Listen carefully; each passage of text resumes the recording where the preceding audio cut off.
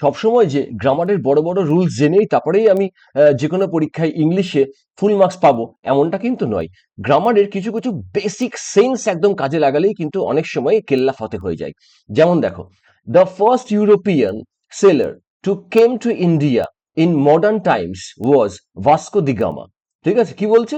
The first European seller, প্রথম যে ইউরোপের সেলার নাবিক এসেছিল তো ইন্ডিয়াতে, ভারতে এসেছিল মডার্ন টাইমস আধুনিক সময়ে, সেটা ছিলেন কে?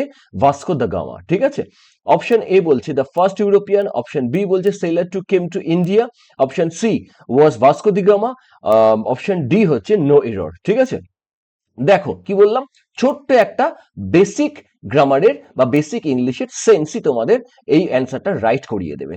দেখো এখানে দ্য ফার্স্ট ইউরোপিয়ান সেলার এই পর্যন্ত ঠিক আছে। টু, এই দেখো টু, টু এর পরে কি হয়? টু এর পরে ভার্ব রিমেইনস আনচেঞ্জড, টু এর পরে ভার্বের কোনো চেঞ্জ হয় না, কিন্তু এখানে কি আছে দেখো, টু কেম আছে, তাই তো? টু কেম আছে, তাহলে এইটা ভুল।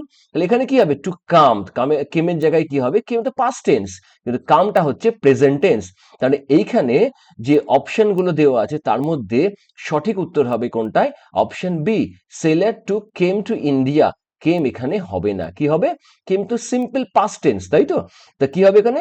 টু এর পরে যেহেতু টু আছে, টু এর পরে সিম্পল প্রেজেন্ট টেন্স, প্রেজেন্ট ফরম্যাটটা বসবে। টু এর পরে কি সবসময় মাথায় রাখবে, টু এর পরে কি হবে?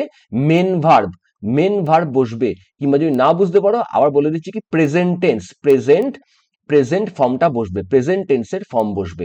ঠিক আছে, এই প্রেজেন্ট ফর্ম বসলেই কিন্তু অ্যান্সার রাইট হয়ে যাবে। তাহলে কি হবে? To come. যেমন হয় কি, টু গো, তাই তো? টু ইট, ঠিক এটাও তেমন। ঠিক আছে, টু কাম। ঠিক আছে।